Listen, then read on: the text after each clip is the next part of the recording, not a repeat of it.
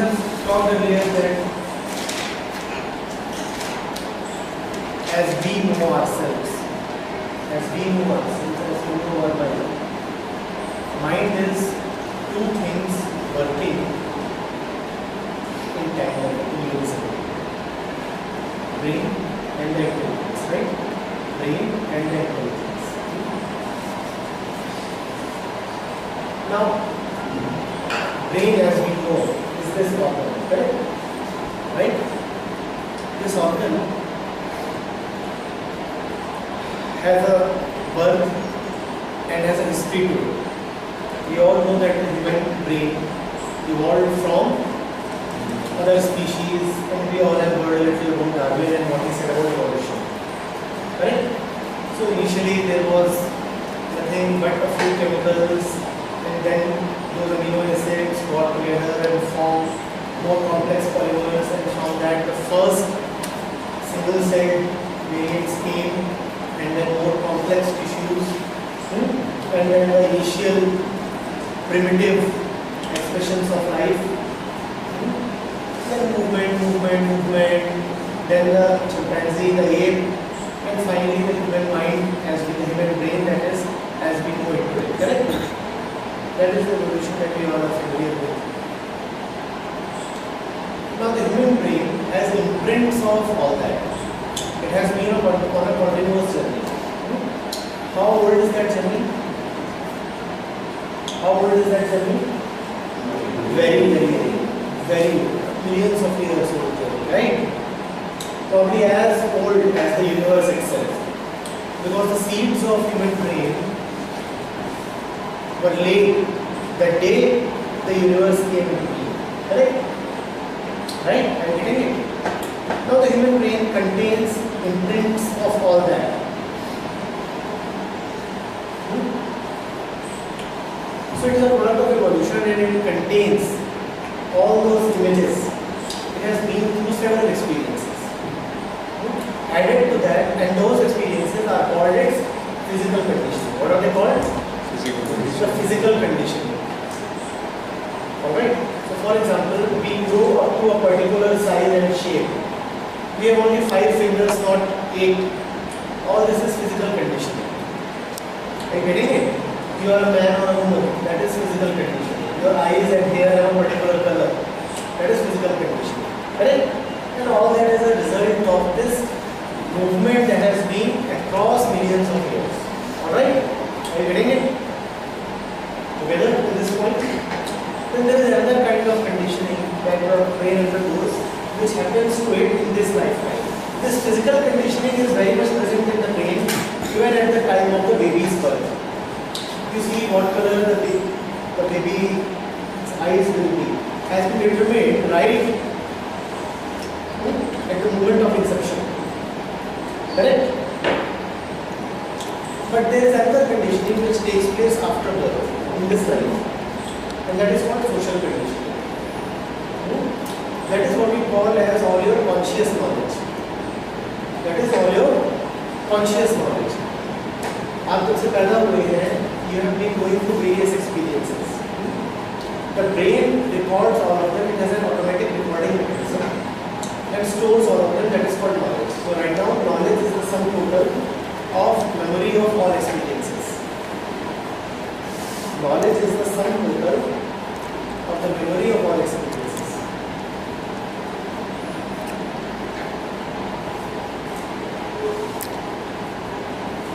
Alright?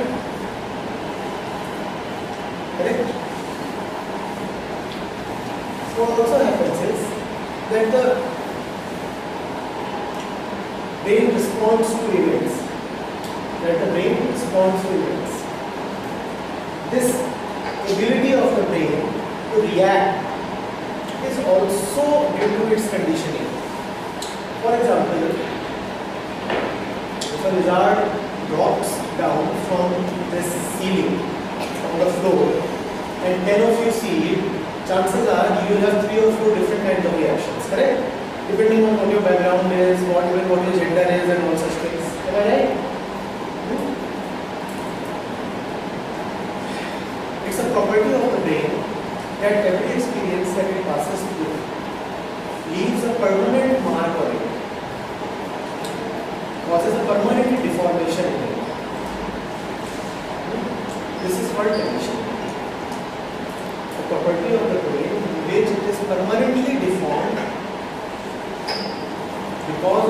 experiences that it is passing through is called attention. Have you understood this? Not the words, but the complete implications of what is being said. You take an iron rod and you bend it. Does it come back to its shape? No. The mind, being material, has some of these characteristics. Everything that happens to the brain leaves the brain a little transformed, a little changed. This itself is called condition. This itself is called condition. Alright? You getting it?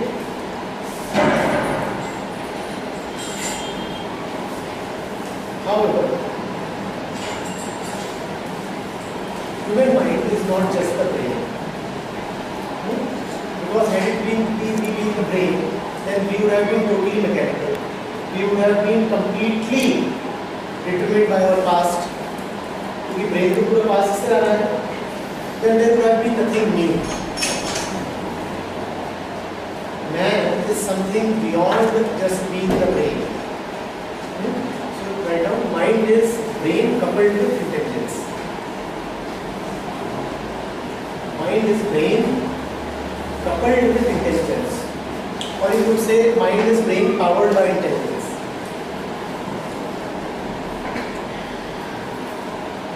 Alright? Clear? Now, intelligence is of a nature which is totally different from the nature of the brain. Intelligence is of a nature which is totally different from the nature of the brain. When we say brain, let's look at what all is contained in the brain. Go into your imaginations and see what they are. Go into your memories and see what they are. I will tell you, all your memories will be about certain objects. Are they or are they not? All your hopes and imaginations about the future will also be about certain objects.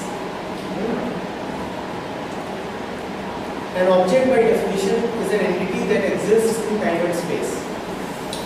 The definition of an object is it is an entity that exists in time and space. So the brain is full of time and space. The brain is nothing but time and space. On the other hand, intelligence is not in time, not in space. When we say brain is full of time and space, what we mean is that the brain is full of the past and the future. The brain is full of the past and the future. Those of you who are not writing down will find that they have missed out. The brain is full of past and future. On the other hand, intelligence works only in the present. It has nothing to do with time. For example, you are listening to me right now, and if you are listening with attention, there is intelligence, and this is right now. Not in the past, not in the future. Can you listen to me in the future? Can you listen to an image of what I said in the past? All listening is happening when? In the present. So that is intelligence. So on one hand, there is this brain in us. That is all the time getting conditioned. That is all the time full of objects. That is all the time taking us into hopes and ambition. On the other hand, we are intelligent, and that intelligence operates in the present. However, there is a great difference. Brain being automatic does not require your consent. The brain keeps on doing its work. For example, at this moment, all of us are digesting our food. That is not happening after our consent. We are also breathing, and our hearts are palpitating, and all that is being done by the brain without our consent. Is it clear? But intelligence, on the other hand, requires a deliberate atmosphere of attention in order to function. Intelligence requires attention to function. So, if you are not in attention, then your brain will automatically take you to If you are not in attention, then your brain will automatically take you to past and future. Hence, for intelligence to function, you require attention. Only in attention will you find that you are in the present. Otherwise, brain will automatically take you to, and past means memories, and future means hopes, expectations, and the rest of that. Are you getting it? Is it clear? So, for desire to operate, there are two elements that are needed. One, knowledge. Second, absence of attention. If any of these two are missing, then desire cannot be there. If any of these two are missing, then desire cannot be there. You see, we have started talking about ambition, right? And we said ambition is desire amplified. So to understand ambition, we are trying to understand desire. And now we are saying for ambition, for desire to function, there must be two things in parallel. One, you must have knowledge, which you always have. What is knowledge? We have just written down. You will miss out if you are not writing. I am warning you. Okay? Knowledge we anyway always have. And remember, if you do not have knowledge of something, you cannot have desire about that. Since morning I asked two batches whether they want a career in catechism. And nobody said that they do want. Does any of you want a career in an upcoming field called catechism? So we don't have knowledge about catechism. You haven't heard of it, so you don't want a career there, right? So for desire, for you to be desirous, you first of all need knowledge. If this element is missing, desire cannot be there, right? Knowledge comes from the past. In your past, you haven't heard of catechism, so you don't want a career in that. The essential element of desire is missing, knowledge. Knowledge comes from past. The second element is absence of attention. I may tell you that a career in catechism is very lucrative, but if at this moment you are intently listening to me, if at this moment you are intently listening to me in attention, will you want a career right now in catechism? No. Correct? Even if you have knowledge of catechism, still you will not be desirous. For desire to come, these two must parallelly be there. One, knowledge. Second, guys, this could as well be a question in your second minor. If you are missing this, you are for sure missing out on some marks as well. For desire, there must be two factors simultaneously. What are they? Knowledge and? So just knowledge alone will not make you desirous. There must be an absence of attention also.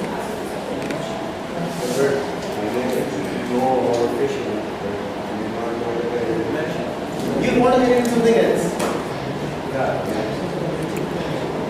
You want to get into something else, which will be a part of that vast body of knowledge.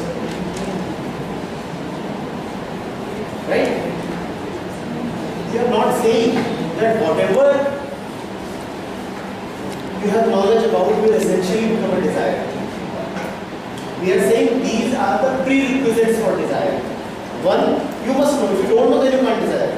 Second, there must be an absence of attention. If you are in attention, then you cannot desire. Because in attention, you are in the present moment. In attention, you are in the present moment, and desire cannot function right now because all desire is about the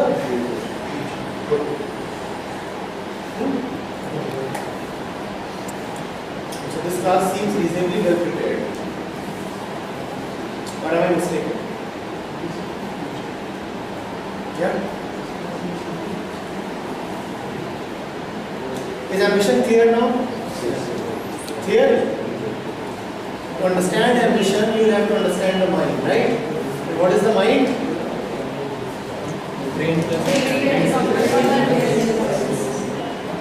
And do brain and intelligence have the same nature? Brain lives in Past. intelligence is in Present. Conditioning किसकी होती है, intelligence की या brain की? Brain की conditioning क्यों हो जाती है सर? ब्रेन की कंडीशनिंग क्यों हो जाती है? Because brain works on the experiences from past. Because brain has a material nature, just like iron, just like any other material, and any material can be conditioned. Okay? तो ये brain cells है ना? Hello, are we aware? Do we read a little mysterious stuff? Neuroscience का कुछ थोड़ा बहुत पढ़ते हैं आप? You know, every experience that you go through that changes a few cells here and there in the brain. जैसे कि आप अपनी कार कहीं लेके जाओ, एक ट्रिप पे लेके जाओ, लौट के आओ, is it the same car that is returned? Something has changed in the car, right? A little wear and tear, a few scratches here and there, something has changed. Similarly, every experience that you go through in every moment changes a few cells here and there. And that has been experimentally proved. It is not this very simple thing, simply proved since many decades. Brain is prone to conditioning. But fortunately, we are not all brain. We are something beyond the brain, and that is intelligence, right? And that intelligence is also called the real subject. What are objects? What have we just written? Objects in time and space. and that intelligence is subject. Right now, that intelligence is the real subject. That intelligence is the real subject.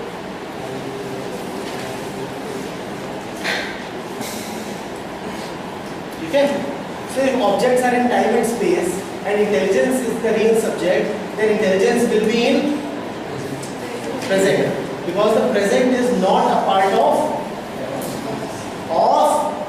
time. ठीक है? तो object है time में, तो intelligence है now में. Correct? Are we together on this or not? Yes, sir. Time is past and future. Present is not a part of time. Because the moment you point of present, it becomes past.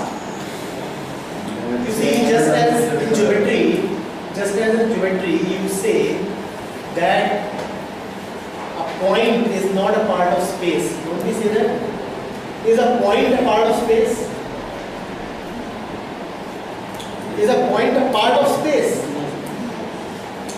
For it to be a part of space, it must have at least some area. Similarly, for the present to be part of time, it must have at least some duration. And the present has zero duration. The present has zero duration, it is not a part of time. Not getting it? Yes, sir. Should only, according to the point in space, should only say that the X from how I do the point in. And that is totally fictitious. That is totally fictitious. That is as fictitious as saying that the past is coming into the present and the future is flowing from the present. Because the mind, till the time you think of the present, it has already become the past. No, because now if it has become the present, and again you are thinking of it, it has again become the past. Time exists in the mind, right? Time exists in the mind. And the mind must think of time. Thinking is time. Thinking also takes time. Till the time you think of it, it has already gone away. It has already gone away. So what is present? If the present moment is past and the future moment would also become a past, then what is present? This present is what is called as beyond the time. It is not a part of time. This present is beyond the time. Present is that in which you watch the movement of time.